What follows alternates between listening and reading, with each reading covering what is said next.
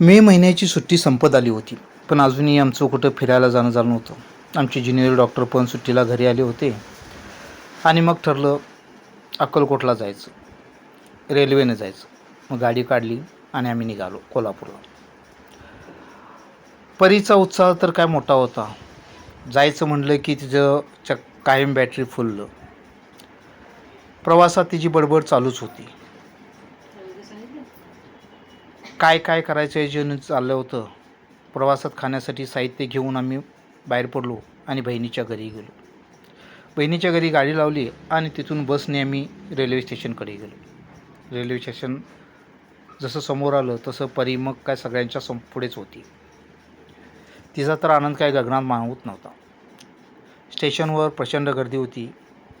गाडी आल्यानंतर तर काय मग आपापली सीट पकडण्यासाठी सगळ्यांची धडपड चालली होती. आम्हाला पण क्षणभर वाटलं आता काय होणार. पण आम्ही निर्धास्त होतो, कारण आम्ही बुकिंग केलेलं होतं. रेल्वे सुरू झाली. परीला खिडकीची जागा पकडली आणि मग तिचं दंगामस्ती चालू झाली. हे तिने केलेलं शूटिंग तर मला फार आवडलं. प्रवासात तिचाच दंगा जास्त होता. ह्या डब्यातून त्या डब्यात तिचं चालणं फिरणं चालूच होतं. खाणं पिणं, मजा मस्ती आणि हा आठवणीचा प्रवास. रात्री 10:30 वाजता आम्ही अक्कलकोट स्टेशनला पोचलो, स्वामींच्या पवित्र भूमीत. स्टेशनवरून एस टीने मंदिराकडे गेलो. रूम घेतली, सामान ठेवलं आणि स्वामींचा प्रसाद घेत दिवसाची सांगता झाली. दुसऱ्या दिवशी सकाळी उठलो, मनात भक्ती, चेहऱ्यावर समाधान. आम्ही स्वामी समर्थांच्या दर्शनासाठी निघालो. स्वामींचं मनासारखं दर्शन झालं आणि त्या क्षणी मन पूर्ण शांत झालं. वटवृक्षाचं दर्शन घेतलं. मंदिरात सगळीकडे गर्दीच गर्दी होती. सुट्टीचे दिवस होते, त्यामुळे गर्दी फार होती. स्वामींचं दर्शन घेतलं. मठामध्ये आम्ही शांत तिथं बसलो. थोडा वेळ मंदिरात घालवल्यानंतर आम्ही बाहेर पडलो.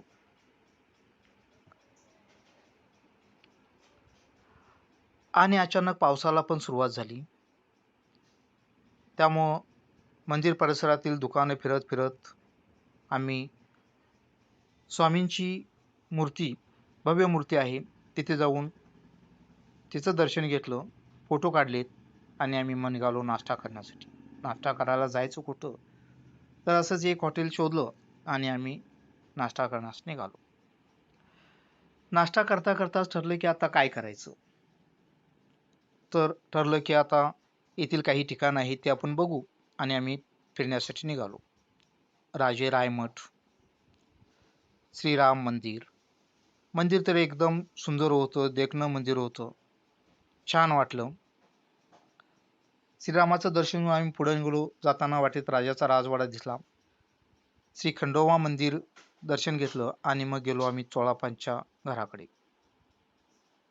तो भव्य दिव्य घर पाहिलं.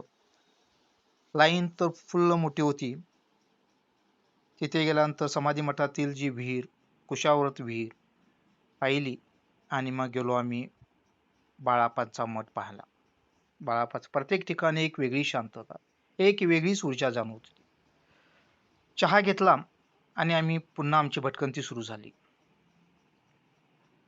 जाताना शिवस्मारक घर, सृष्टी होती ती बघितली. तिथे शमी विघ्नेश गणेश मंदिर होतं. गणेशाचं दर्शन घेतलं आणि पुढं स्वामींची भित्तिशिल्प होतं, ते पाहिलं. छान सुंदर अशी शिल्प कोरली होती. ते पाहून आम्ही पुढे गेलो श्री तुळजाभवानी माता मंदिरात. मंदिरात 7 वाजले होते आणि भवानी मातेची आरती भेटली आणि मग त्याला लागूनच होतं श्री स्वामी समर्थ वाटिका. एक सुंदर बाग, दिवसभराचा क्षीण घालवण्यासाठी एक चांगलं ठिकाण. सर्वजण फिरून दमलेलो होतो. परीचा तर का उत्साह दांडगा होता. बागेमध्ये विविध प्राण्यांची शिल्प होती, त्यावर बसून परीचं फोटो सेशन चाललेलं होतं. आम्ही सर्वजण बागेत एके ठिकाणी बसलो आणि बागेचं सुंदर असं मनमोहक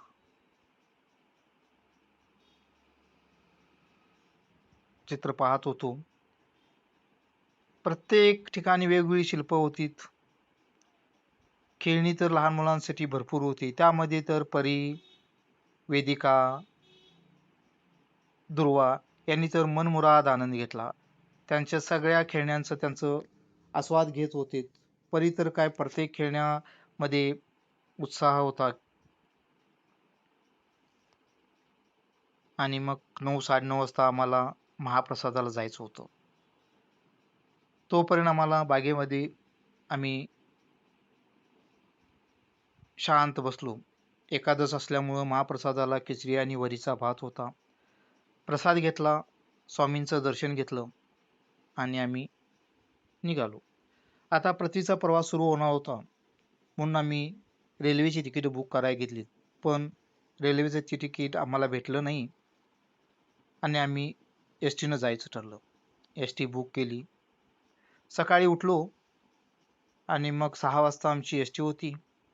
रेल्वे 7:45 वाजता होती आणि आम्ही सकाळी बाहेर पडलो. जाताना आम्हाला रेल्वेनं जाणारे रिक्षामध्ये भेटलीत आणि तो क्षण मात्र एक निरोपाचा क्षण होता. थोडं भावुक करणारा होता आणि आम्ही एस-टीनं कोल्हापूरमध्ये पोहोचलो. हा प्रवास फक्त फिरण्याचा नव्हता, तर हा प्रवास होता आनंदाचा, कुटुंबाच्या प्रेमाचा आणि स्वामींच्या आशीर्वादाचा. भिवू नकोस, मी तुझ्या पाठीशी आहे. हे स्वामींचे शब्द संपूर्ण प्रवासात कायम सोबत होते.